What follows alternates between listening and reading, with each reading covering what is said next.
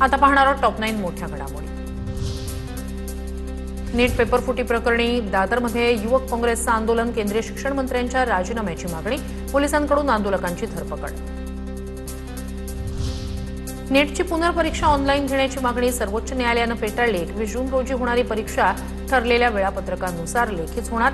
नीट पेपरफुटी प्रकरणातील 3 मुख्य आरोपींना 14 दिवसांची न्यायालयीन कोठडी।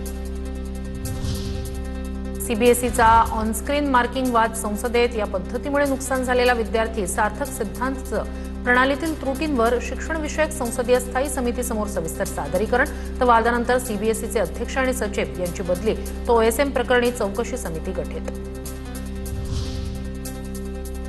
सीबीएसईकडून 12वीच्या विद्यार्थ्यांसाठी गुण पडताळणी आणि पुनर्मूल्यांकन प्रक्रिया सुरू। विद्यार्थ्यांना आता पुनर्मूल्यांकनासाठी प्रतिविषय मोठी फी मोजावी लागणार, पालकांचा संताप। हातभट्टीची दारू अधिकृत करा, केंद्रीय राज्यमंत्री रामदास आठवले यांची मागणी। हातभट्टीच्या दारूला परवानगी दिल्यास याचा महसूल सरकारला मिळेल आणि सरकारला नियंत्रण ठेवता येईल, असंही वक्तव्य। मुख्यमंत्री फडणवीसांच्या नेतृत्वाखाली अंतर्वालीतील आश्वासनाची पूर्तता, मृत आंदोलकांच्या वारसांना नोकरीचा मार्ग मोकळा। मराठा आरक्षण उपसमितीचे अध्यक्ष राधाकृष्ण विखे पाटील यांची माहिती। शासन निर्णयाचं कौतुक, मात्र अद्यापही समाधानी नाही। मराठा समाजाला आरक्षण दिलं असतं तर बलिदान गेलं नसतं, जरांगेंचा निशाणा। 58 लाख नोंदींच्या प्रमाणपत्रांचं लवकरात लवकर वाटप करण्याची मागणी। एअर इंडिया इमारतीतून आता मंत्रालयाचा कारभार, राज्य सरकारकडून नरिमन पॉइंट इथल्या एअर इंडिया इमारतीची 1600 कोटींना खरेदी। सध्याच्या मंत्रालय इमारतीत प्रशासकीय विभागांना जागेची कमतरता, लवकरच मंत्रालयाचा कारभार एअर इंडियाच्या इमारतीतून चालणार।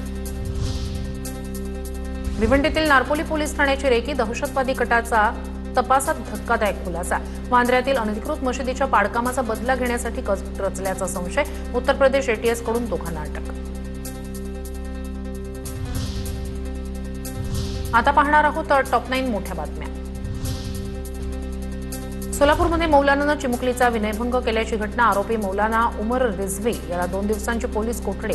आरोपी उमर रिझवी मूळचा उत्तर प्रदेशचा असल्याची माहिती। स्वारगेट अत्याचार प्रकरणातील आरोपी दत्ता गाडेवर आरोप निश्चित, विशेष सरकारी वकील अजय मिसर यांच्याकडून 87 साक्षीदारांसह पुराव्यांची यादी न्यायालयात सादर।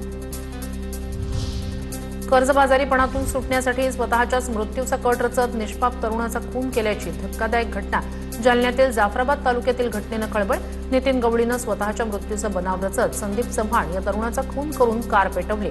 मुख्य आरोपी गवळीसह दोघांना बेड्या। स्वेच्छेनं वेश्या व्यवसाय करणं बेकायदेशीर नाही, सर्वोच्च न्यायालयाचा ऐतिहासिक निर्णय। हा व्यवसाय करणाऱ्या महिलांना पोलीस त्रास देऊ शकत नाहीत किंवा विनाकारण ताब्यातही घेऊ शकत नाहीत, कोर्टाचं निरीक्षण। मान्सून 2 ते 3 दिवसात केरळमध्ये पोहोचणार, देशभरातील उष्णतेची लाट संपली, हवामान विभागाची माहिती। तर शेतकऱ्यांनी दमदार पाऊस आणि अधिकृत माहिती मिळेपर्यंत पेरण्या न करण्याची सूचना।